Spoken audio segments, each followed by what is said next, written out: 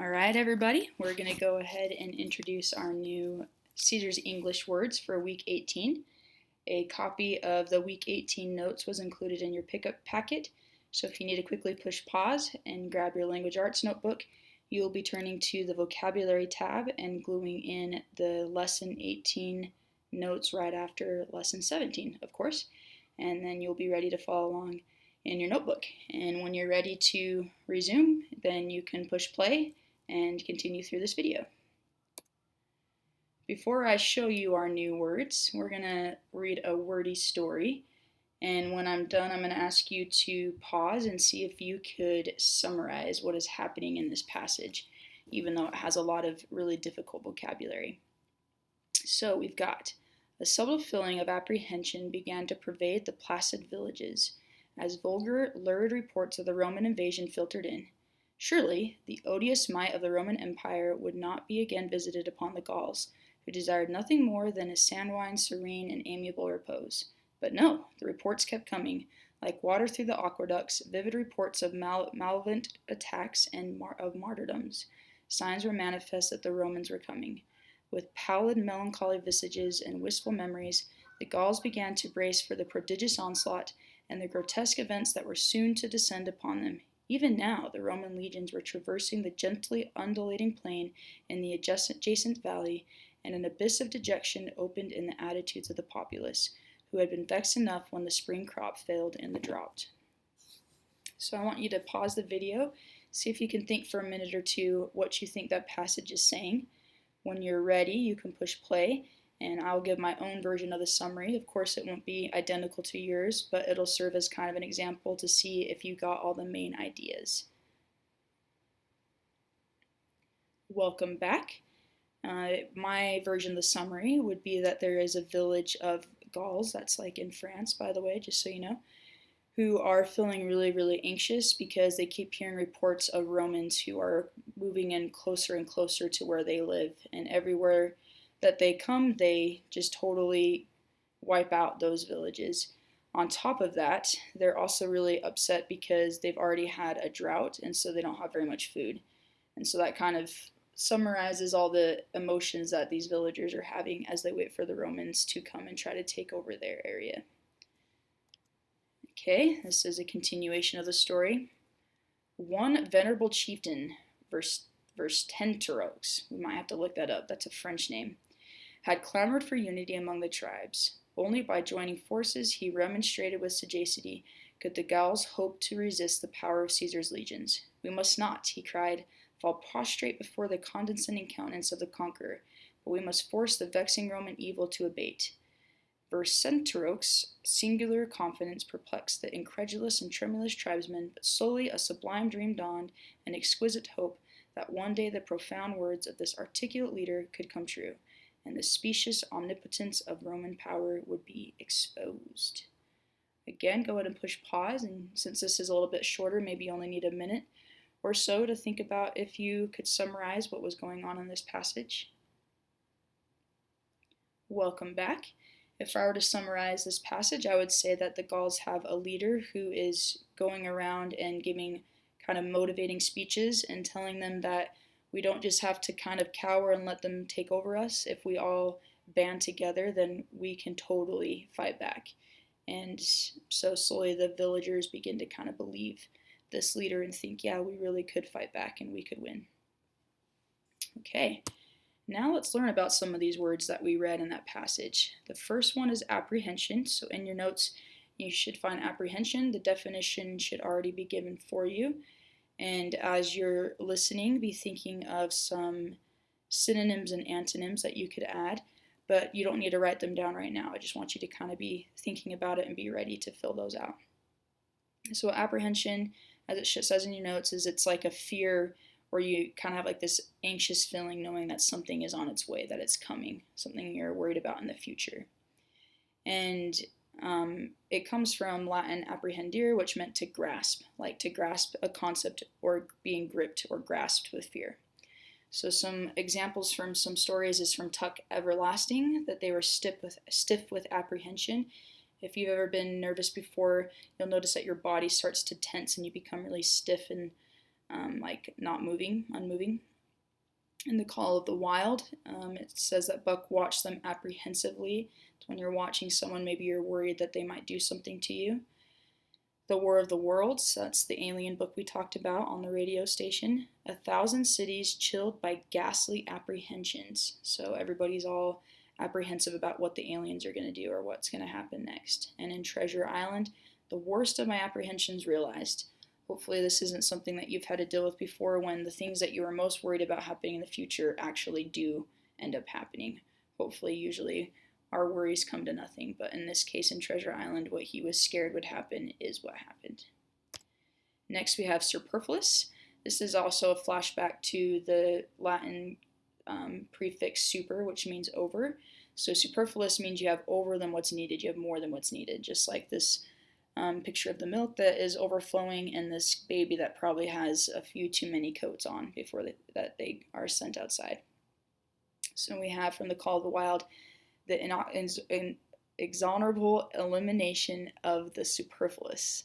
So basically saying that when you go hungry, like Buck does in this book, that he's forced to have his body get rid of all superfluous things that he doesn't need anymore. And it kind of follows up with, the dog was in splendid condition without an ounce of superfluous flesh, meaning everything was skin, bones, and muscle, no extra fat.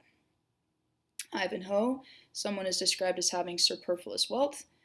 In Endurance, this is an awesome book, maybe when you're a little older, about a group of people that get shipwrecked and the captain's able to lead them through days and days of without supplies and without help, that they were all able to survive. So from his diary, I guess, they've made this book. The only superfluous item Shackleton permitted was Worsley's diary, which is really lucky because that's how we know all about the story now. The Invisible Man, waste time with superfluous questions. And in Silas Marner, rich and stout husbands whose wives had superfluous stores of linen, meaning that these women have way more clothes than they could possibly ever need. Okay, let's move on to tangible. This means like touchable, and this is a little bit confusing because it can refer to something you can actually physically touch, but sometimes it's used to describe things that you can't actually touch, but it's such a heavy feeling or emotion, it's almost like you can touch it. So right here we have a tangible book versus the Kindle itself tangible, but the book inside the Kindle is not. It's a digital version to kind of compare. All right, in The Yearling, darkness came tangibly into the house, adding its heaviness to theirs. So again, this is one of those times where tangible, it's not, you can't necessarily actually like hold darkness in your hand, but it's kind of like a symbol that you can, when darkness is so heavy, it feels like you could touch it. It feels like it's coming down on you. In Cheaper by the Dozen, we were only average or below in some intangibles such as leadership and sociability. So personality traits aren't something tangible you can touch. So they're saying that they're below average in some of those personality traits that aren't touchable, like leadership and sociability.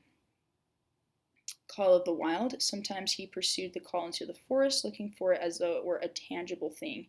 So in this, Buck is starting to become more and more wild, and he's kind of searching for, no longer having an owner and being humanized and being a pet, and as if the call to the wild is something you could actually touch and hold in your hand, even though it's not. It's just like an idea. And in Tom Sawyer, she swung downward and clawed at the intangible air.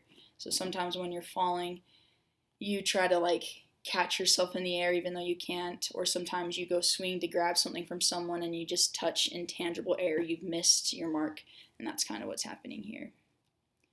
Next we have lurid, and this is kind of a tricky one. This just means kind of like eerie or unnatural or kind of spooky. Sometimes it's specifically talking about kind of a red light, and other times it's just saying in general something spooky. So in 1984, it was night, and the white faces and the scarlet banners were luridly floodlit. In The Wind in the Willows, such lurid and imaginative cheek. Imaginative cheek, that means you don't have very good manners. Maybe vulgar would be a good way to describe the person that they're describing here. The red badge of courage, and a lurid rage. That would be pretty scary rage with that description of lurid. The War of the Worlds. The sun seemed blood red and threw an unfamiliar lurid light upon everything. So because of all the things that are in the air from this fight, the sunlight is hitting through all these new things that are in the air, and it's making kind of a ghastly red, scary light that's unfamiliar compared to its normal sunshine. Lord Jim, vanity plays lurid tricks with our memory. And vanity means like pride. So pride can kind of play tricks with our memory and make us think things happened that didn't. I don't know if you've ever had that before, where you start to kind of remember something differently over time so that it's less embarrassing to you. Uncle Tom's Cabin, a softness gathered over the lurid fires of her eyes. A very interesting description of someone. You might have heard of people having fire in their eyes, like a lot of rage and a lot of passion about something. And in this, they're describing her eyes as having lurid fire in them. And again, kind of lurid can sometimes mean a red light, and that's definitely the way it's being used in this last sentence. Okay, next we've got pervade. This just means to spread, but to spread all around. And the first thing I think of is smells. Like when someone's cooked some popcorn in the school, sometimes we've noticed we can smell it everywhere in the school. Or if your mom's cooking some chocolate chip cookies or your dad's baking something, pretty soon that smell goes throughout the whole house and spreads. It pervades. We have in Silent Spring an example of a sentence, the infinite number of man-made substances that now pervade our world. Martin Luther King said, a sense of doom began to pervade the room. So in this case, it's a mood or an emotion that's spreading all throughout the room. Tom Sawyer, the deep pervading calm and silence of the woods. And the legend of Sleepy Hollow, a drowsy, dreamy influence seems to hang over the land and to pervade the very atmosphere.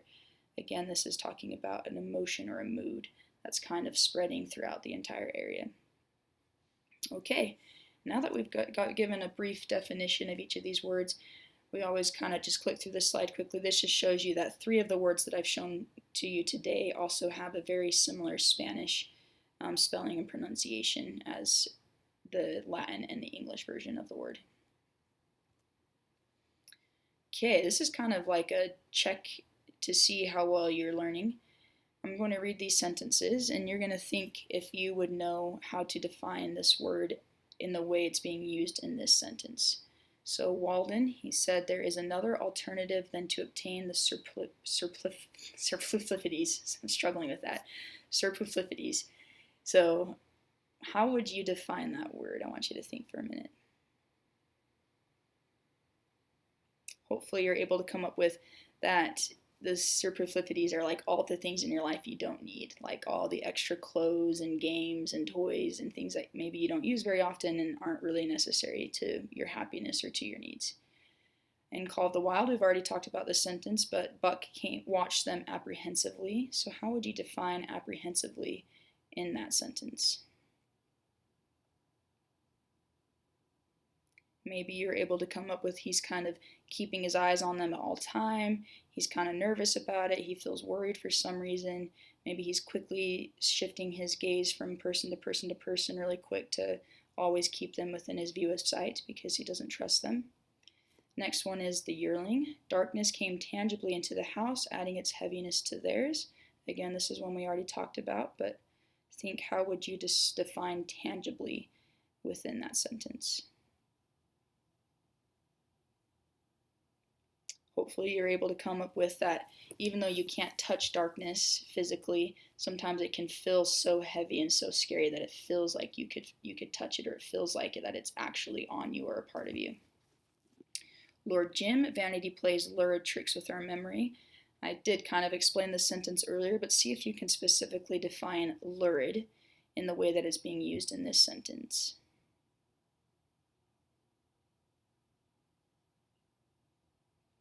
So hopefully you're able to come up with lurid as kind of eerie. It's kind of scary that it can trick you to think things happened that didn't, or make your memories feel like in your head you're seeing them differently than what really happened, and it's kind of spooky and eerie. All right, last but not least, we have one writer's beginnings. The smell of being unvisited would pervade, pervade, pervade. How would you define pervade as it's being used in this sentence?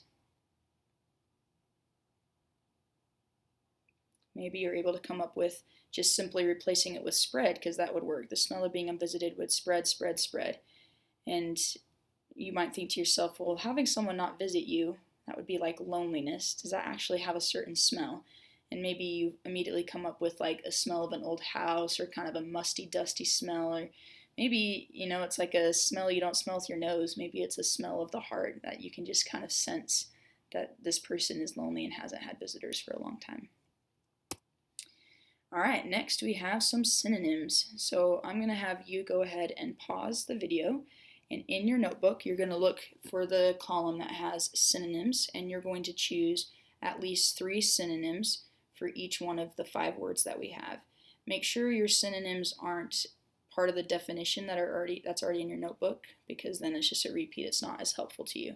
So again, go ahead and push pause, write 3 synonyms for each word, and then you can push play and continue on with the rest of the slideshow.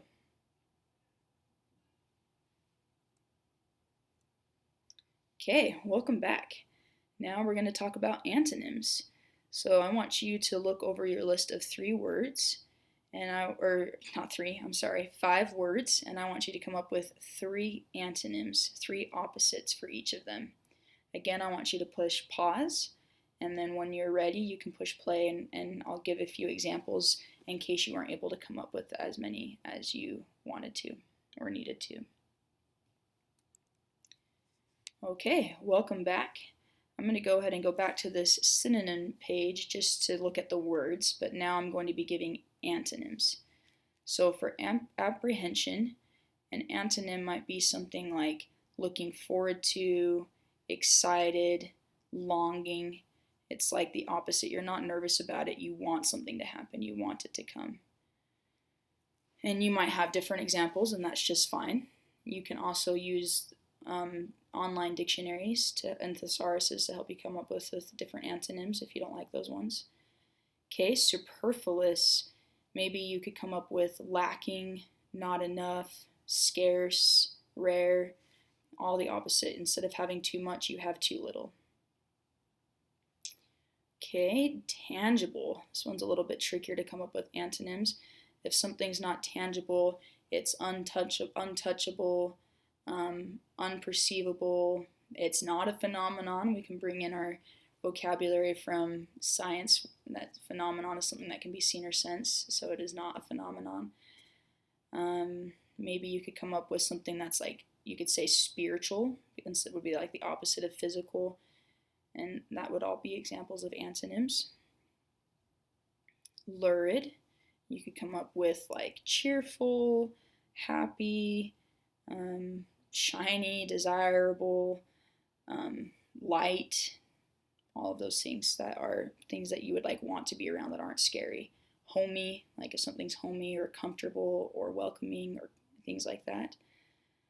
All right, last but not least, we have pervade. So we could say like stuck, unmoving.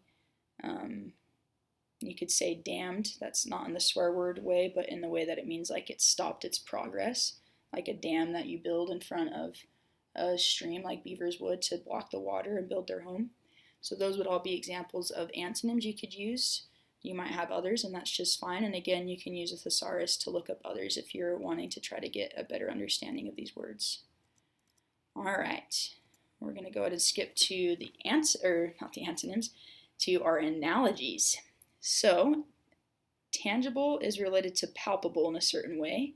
And once you're able to make that connection, is it like a definition, an example, a synonym, an antonym, then you go through and you look at A, B, C, D, and you try to see which one matches. So we have austere, which if you didn't know means like strict, to ascetic, which means beautiful. Superfluous, you should know, to insufficient, which means not enough. Stolid, which means like you don't have any emotion, to visage, that's a word we've had before that you should know, but it means like your face. Or D, genial, which means like happy and welcoming, to aloof, which means like unfriendly and staying away from people. So I want you to look through that list and see if you can come up with the proper match. You can go ahead and push pause if you need more time to think. But the answer would be tangible and palpable would be like synonyms, or things that are the same or that are like a definition. And so Or maybe, I guess, okay, nope, I'm looking at this differently. Tangible and palpable, that would be an example of, because that's the only one that works, because austere and ascetic are opposites, so that doesn't work. Superfluous and insufficient are opposites, so that doesn't work. Genial and aloof are opposites, so that doesn't work. So that leaves us with C. Stolid is a type of visage you can have. Tangible and palpable. Tangible can be palpable. So I don't like this one as much that I got from the book, but because I think it's more of a definition. However, C is the one that makes the most sense, and sometimes that's a test-taking strategy. Maybe it doesn't seem to match exactly, but which one is the most like the answer? Okay, we have another one. Apprehension is to emotion. And hopefully you can't hear the vacuum going on outside the store. I hope that's not too distracting. But you've got to decide, how is apprehension and emotion connected? What's the relationship? And then you can look through and say, okay, superfluous, you should know, is to verbose. That means you say a lot of words. You give a lot of examples when you're speaking. You're not quick to say your point. Martyr is a refresher, someone that suffers for a cause, is to hero. Stolid was from the previous slide. That's something that means that you don't have a lot of emotion, is to unemotional. And palpable is to intangible, which was our example in the previous slide. So I want you to look through this. You can push pause if you need more time and decide which one is the match. Okay, hopefully you're ready, but we've got apprehension is an example of an emotion you can feel. So we need to find something here that is an example, and that would be B. A martyr is an example of a hero. Superfluous and verbose, those are like synonyms or examples. So that one actually could maybe work. I think martyr to hero is more correct, but if you said A, then count yourself as like mostly correct as well. Stolid to unemotional is a synonym, and palpable and tangible are definitions or synonyms. So B would be the one that's an example. Martyr is a type of hero, and apprehension is a type of emotion. But if you picked A, superfluous and verbose, you could say that being verbose is a type of being superfluous, but they're more like synonyms. So that one's not as correct as B. Okay, we have some Caesar rewrites. Just use this if you feel like you need some more practice. We don't usually do this in class, but these are sentences that you can read through, and you could pause the video and say, could I summarize these sentences in my own words? And if you can summarize the sentences in your own words, that means you understand and comprehend what they're saying. And in order to do that, you have to be able to understand the vocabulary. So it's just a way for you to check and see if you're understanding these 5 words. But you can just push pause if you want to do that. We're going to go ahead and keep going. That's more of an option for those who want some more practice. Okay, we're going to learn about George Eliot. And this is kind of confusing because this is actually a girl. That was her pen name. She's the author of Silas Marner, and she was born in 1819. And her name is Mary Ann Evans. She lived in England, and she attended local schools and went to boarding schools. She became self-taught after the age of 17, meaning she taught herself at home because she had to come home and take care of her father, who was really sick. She became the editor of a newspaper called Westminster Review, and she knew many of like the famous authors of her day. She was friends with them. She began writing fiction in 1856 under the male pseudonym George Eliot and concealed her real identity for years. And part of that is because it was hard to publish things as a female back then. They didn't have as much respect as men did in the literature world, and so in a lot of ways it was a way for her to get her things published and be taken seriously, to pretend to be a male author. Her greatest works are Adam Bede, The Mill on the Floss, Silas Marner, and Middlemarch. In her own time, she was admired by the American poet Emily Dickinson, and in modern times, she has been influential on many writers, including Virginia Woolf. She died in London in 1880. Hopefully you guys remember reading Emily Dickinson's poems like I'm Nobody. And so during the time Emily Dickinson was alive was the same time as George Eliot, and so George Eliot's works influenced Emily Dickinson and inspired her as a poet. So that's pretty cool connection there. All right, here's just another example of a book that uses our vocabulary word we just learned about from one of my very favorite books, as you guys know, Frankenstein. What now appeared certain intangible happiness might soon dissipate into an airy dream. I want you to think about what that might mean. What now appeared certain intangible happiness might soon dissipate into an airy dream. Take a guess about what you think that's talking about.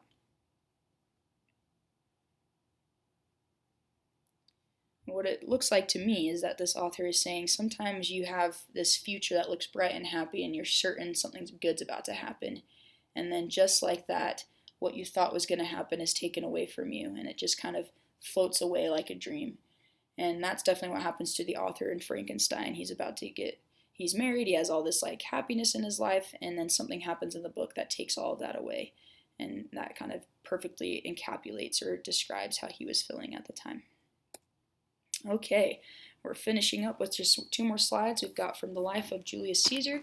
Here's him talking about the Gallic Wars. If you remember the story we read at the very beginning of this slideshow about the Gauls being apprehensive about the Romans coming. So this is a connection to that because this is from Julius Caesar's journal when he was talking about this very same war where he was heading into Europe to take over more land. Though the Gauls are hasty and impetuous in going to war, they do not have their toughness and character necessary to stand up against the Roman reserves. So in his opinion, he's saying his men are superior. They have the grit and the endurance necessary to really stick with this war and do well. Whereas these Gauls are quick to war, but they're slow to finish it. And so he thinks they're going to win. Okay, here's some Latin you can try out for yourself. See if you can say that as best as you can. But what it means is there is no book so bad that it is not profitable in some part.